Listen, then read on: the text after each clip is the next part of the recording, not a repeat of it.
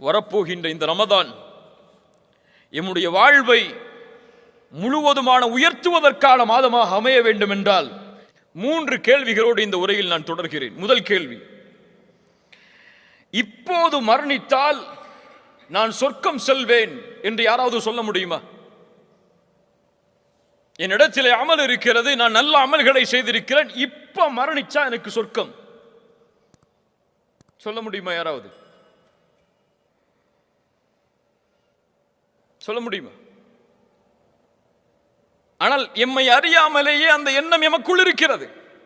படித்தானே, நான் மரணமாக போகிறேன் என்று தெரிந்தால் சொர்க்கம் கிடைக்குமா என்று ஏங்குவானவன் என் அமலோடு.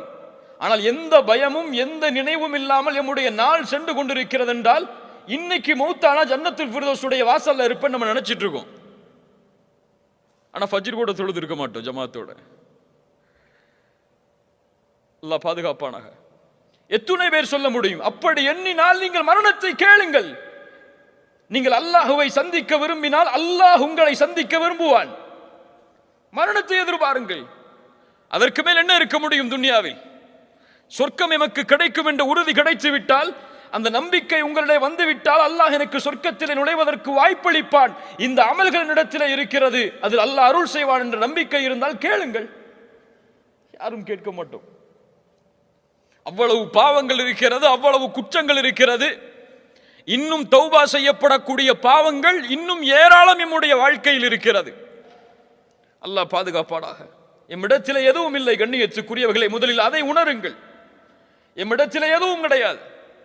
நாம் தொழுகிற தொழுகைகளோ, நாம் வைத்த நோன்புகளோ, நாம் வைக்கின்ற கொடுக்கின்ற சதக்காக்களோ, நாம் செய்கின்ற தாவா பணியோ ரசூலுல்லாஹுடைய தாவா பணிக்கும் சஹாபாக்களுடைய அந்த அழைப்பு பணிக்கும் அவர்களுடைய உழைப்புக்கும் சமமா? அந்த கூட்டத்தில் இருந்தவர்களை கூட ரசூலுல்லாஹி ஸல்லல்லாஹு அலைஹி வஸல்லம் ஒரு மனிதரை பார்த்து சொன்னார்கள், மக்கள் எல்லோரும் அவரை சொர்க்கவாதி என்று சொன்ன பொழுது அவர் நரகவாதி என்று. உஸ்மான் இப்னு மத்ஊன் மரண படுக்கையில் இருந்து மரணிக்கிறார். ரசூலுல்லாஹி ஸல்லல்லாஹு அலைஹி வஸல்லம் அவருடைய மரணத்தை சந்திப்பதற்காக வருகிறார்கள். உம்முல் ஆலா ரலியல்லாஹு அன்ஹா அன்சாரியா ரசூலுல்லாஹ்வுடைய வருகையை பார்த்தவுடன் சொன்னார், உஸ்மான், உன்னை அல்லாஹ் கண்ணியப்படுத்தி விட்டான். ரசூலுல்லாஹி ஸல்லல்லாஹு அலைஹி வஸல்லம் கேட்டார்கள், உம்முல் ஆலா, இந்த உஸ்மானை அல்லாஹ் கண்ணியப்படுத்தி விட்டான் என்று உனக்கு எப்படி தெரியும்? யா ரசூலுல்லாஹ், என்ன சொல்லுவது? ஆதரவு வைக்கிறேன் என்று சொல்லுங்கள். வல்லாஹி அனா ரசூலுல்லாஹ் மா யுஃஅலு பி வலா பிக்கும். நான் அல்லாஹ்வுடைய ரசூல், எனக்கும் உங்களுக்கும் என்ன நிலைமை என்று எனக்கு தெரியாது. சொன்னது யார்? ரசூலுல்லாஹி ஸல்லல்லாஹு அலைஹி வஸல்லம். இரண்டாவது கேள்வி, இந்த நிலையில் நான் நிற்கிறேன். மணி என்ன? 7:35. எத்தனை நொடி? 7:35, 57 நொடி. இந்த நொடியில், இந்த நிமிடத்தில் நான் இருக்கிறேன். இந்த நிலையில் நான் நிற்கும் பொழுது என் ரப்பு என்னோடு சந்தோஷத்தோடு இருக்கிறானா? என்னைக்காவது கேட்டிருக்குமா இந்த கேள்விய? என் ரப்பு என்னோடு மகிழ்ச்சியோடு இருக்கும் நிலையில் தான் இந்த நிமிடத்தில் நான் வாழ்கிறேனா? என் வீட்டில் என் மனைவி என்னோட கோவப்பட்டா, என்னுடைய பிள்ளைகள் கோவப்பட்டு விட்டால் எப்படி அவர்களை சமாதானப்படுத்துவது, எப்படி அவர்களை திருப்தி அடைய செய்வதென்று நான் ஒரு திட்டம் தீட்டுகிறேன். அப்படியா இல்லையா? என்னுடைய நண்பன் என் மீது கோவப்பட்டு விட்டால் 2 நாள் போகக்கூடாது, எப்படியாவது அவனை சமாதானப்படுத்தி என்னோடு அவன் பேசணும், மறுபடியும் அந்த மகிழ்ச்சியை 2 பேரும் பரிமாறணும் நினைக்கிறோம். ஆனால் ஏன் அல்லாஹ்வை மறந்தோம்? அல்லாஹ் என் மீது மகிழ்ச்சியான நிலைமையில் தான் இந்த பூமியில் நான் வாழ்கிறேனா?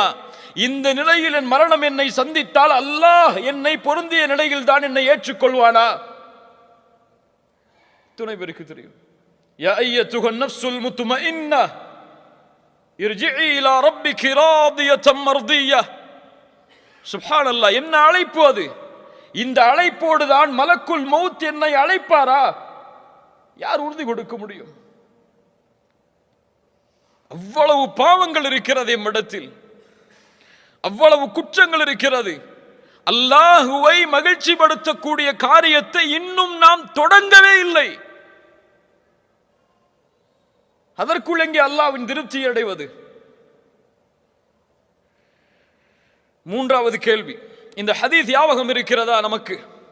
மன் கான ஆகிரு கலாமிஹி லா இலாஹ இல்லல்லாஹ் தഖலல் ஜன்னஹ். எல்லாருக்கும் அர்த்தம் தெரியும், சொல்லுங்க.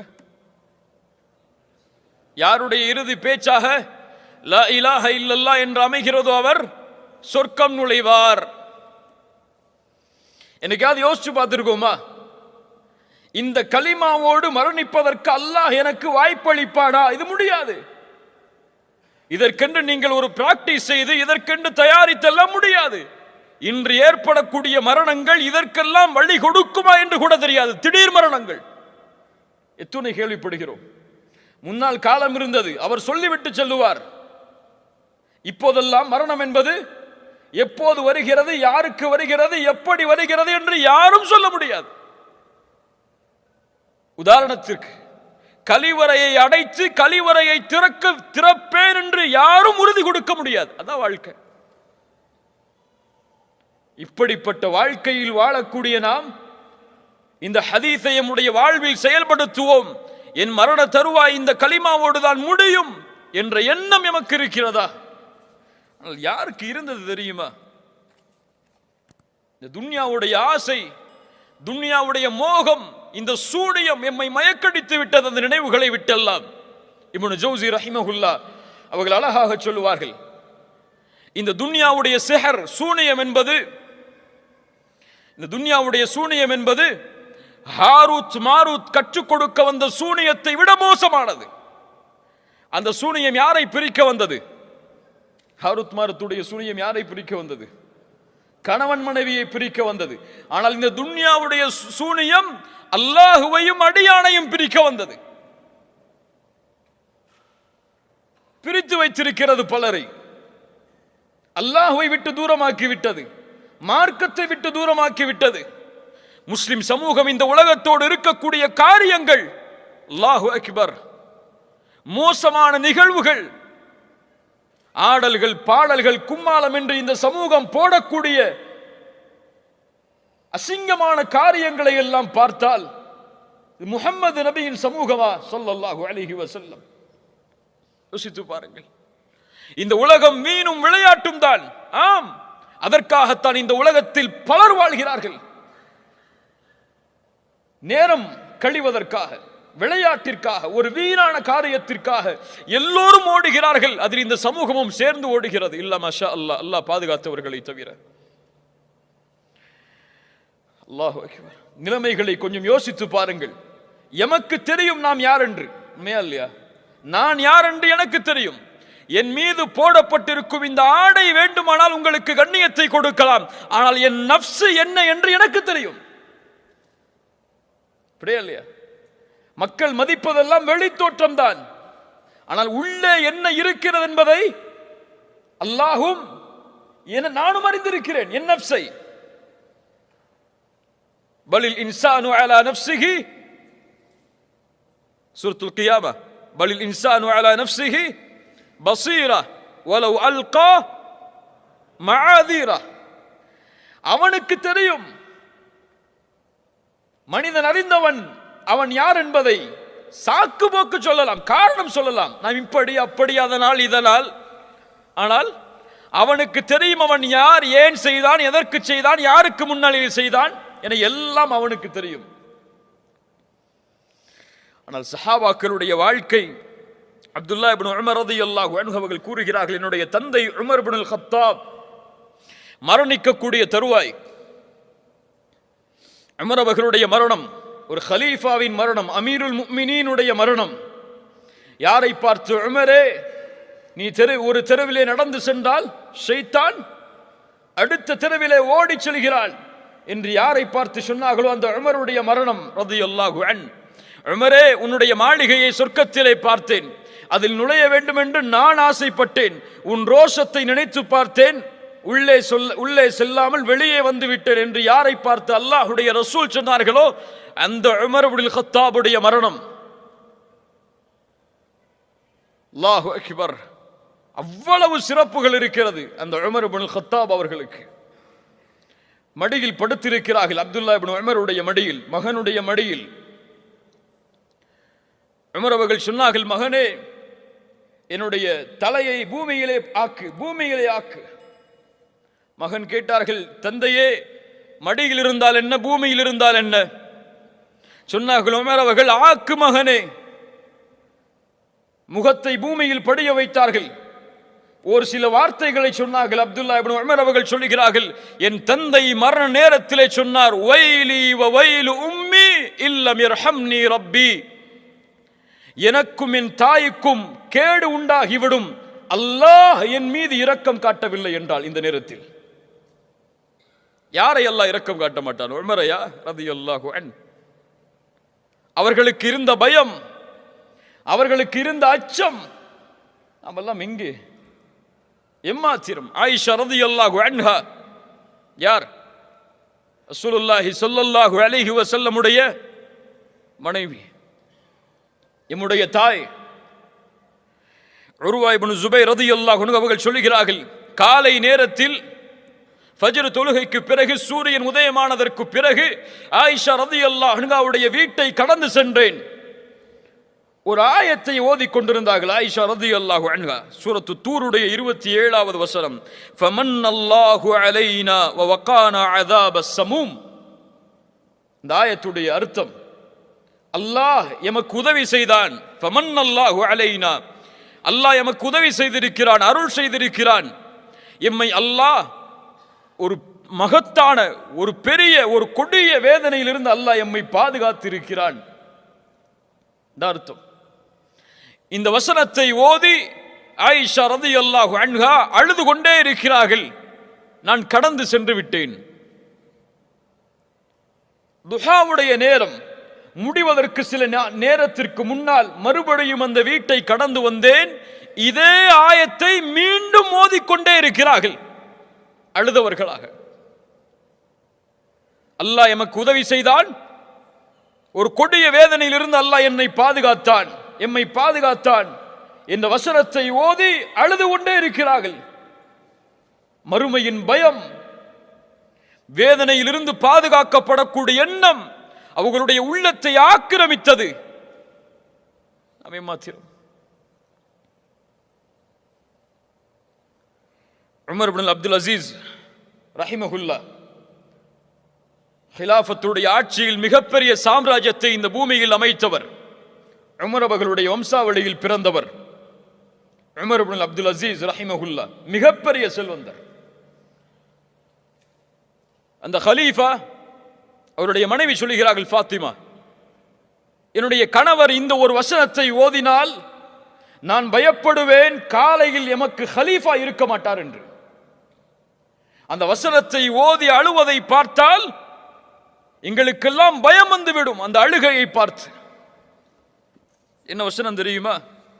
ஃபரீகுன் ஃபில் ஜன்னah வ ஃபரீகுன் ஃபிஸ் ஸஈர். ஒரு கூட்டம் சொர்க்கவாதிகள், இன்னொரு கூட்டம் நரகவாதிகள். அவ்வளவுதான். இந்த வசனத்தை ஓதி உமர் இப்னு அப்துல் அசீஸ் அழுது கொண்டே இருப்பார். என்னங்க இதில் இருக்கு? சொர்க்கம் விவரிக்கப்படுகிறதா? நரகம் விவரிக்கப்படுகிறதா? நரகத்துடைய தண்டனைகள் சொல்லப்படுகிறதா? வேதனைகள் சொல்லப்படுகிறதா?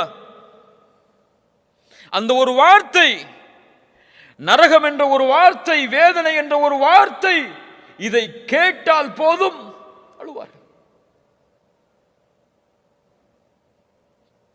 நம்முடைய உள்ளங்கள் எல்லாம் இந்த உள்ளத்தை சுமந்து இந்த நேரத்திலே வாழ்ந்து கொண்டு இன்னும் நாம் நினைக்கிறோம் வாழ்வதற்கு இன்னும் காலம் இருக்கிறது, இப்போது மரணித்தால் கூட நிம்மதியோடு இருப்போம், இப்போது எப்படி சொகுசோடு நிம்மதியோடு அழகழகான ஆடைகளோடு வசிப்பிடங்களோடு மனைவி மக்களோடு வாழ்கிறோமோ அப்படியே சொர்க்கத்திலும் வாழ்வோம் என்று. இல்ல மஷா அல்லாஹ். கண்ணியத்துக்குரியவர்களை யோசித்து பாருங்கள். மரணம் எமக்கு அவ்வளவு அருகாமையில் இருக்கிறது. அல்லாஹ்வை நோக்கி திரும்ப வேண்டிய நேரம் இது, நிமிடம் இது. ரமதான் வரும் வரை எதிர்பார்ப்பது ஒரு முஃமினுடைய அழகல்ல. ரமதான் மாற்றத்திற்கான மாதம் அல்ல. முதலில் அதை புரிய வேண்டும். ரமதான் வந்தால் தொழுது கொள்ளலாம், ரமதான் வந்தால் குர்ஆனை ஓதிவிடலாம், ரமதான் வந்தால் இபாதத்தில் போட்டியிடலாம், ரமதான் வந்தால் அல்லாஹ்வுடைய மார்க்கத்திற்காக பணி செய்யலாம் என்று ஒதுக்குவதற்கு உள்ள மாதம் அல்ல ரமதான். ரமதான் இபாதத்தை அதிகரிப்பதற்குரிய மாதம், இபாதத்தை தொடங்குவதற்குரிய மாதம் அல்ல.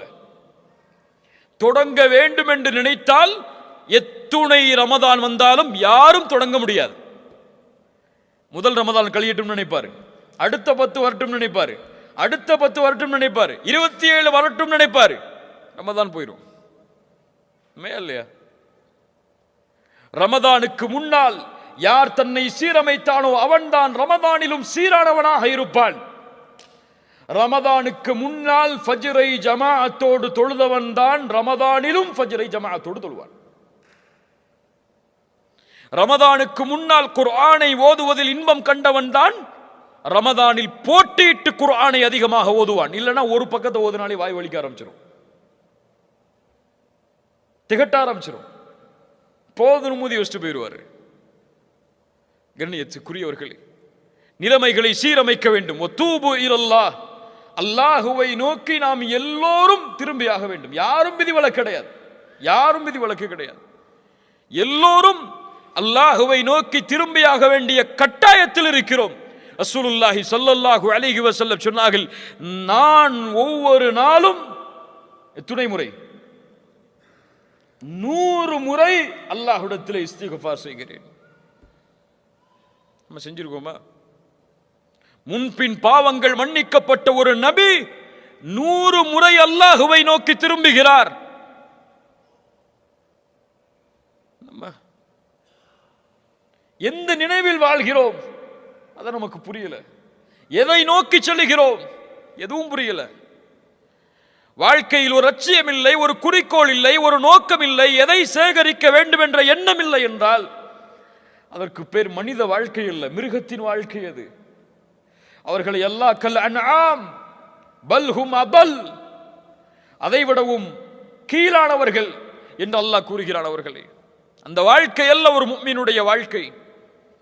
ஒரு முஃமினுடைய வாழ்க்கை வீரத்தோடு, தேடலோடு, எதிர்பார்ப்புகளோடு, மறுமையின் குறிக்கோளோடு, சொர்க்கத்தின் எண்ணத்தோடு, நரகத்தை பற்றிய பயத்தோடு கழியப்பட வேண்டிய வாழ்க்கை இன்னைக்கு ஃபுல்லா இருக்கு துன்யால. ஃபுல்லா இருக்கு துன்யால. பிள்ளைகளை வளர்ப்பதும் அப்படித்தான், மனைவி மக்களை பயிற்சிப்பதும் அப்படித்தான். ஒட்டுமொத்த வாழ்க்கையும் அல்லாஹ் பாதுகாத்தவர்களை தவிர துன்யாவை நோக்கியே அமைந்து கொண்டிருக்கிறது. அல்லாஹ் எம்மை சீரமைப்பானாக. கண்ணியத்துக்குரியவர்களே, வரப்போகின்ற இந்த ரமதான் எம்முடைய வாழ்வை முழுவதுமான உயர்த்துவதற்கான மாதமாக அமைய வேண்டும் என்றால் இந்த நிமிடத்தில் நாம் எம்மை சீரமைக்க வேண்டும். இந்த நிமிடத்தில் எம்மை நாம் சீரமைக்கவில்லை என்றால் ரமதானில் ஒருபோதும் எம்மை சீரமைக்க முடியாது. அல்லாஹ் எம்மை சீர்படுத்துவானாக. கண்ணியத்துக்குரியவர்கள்.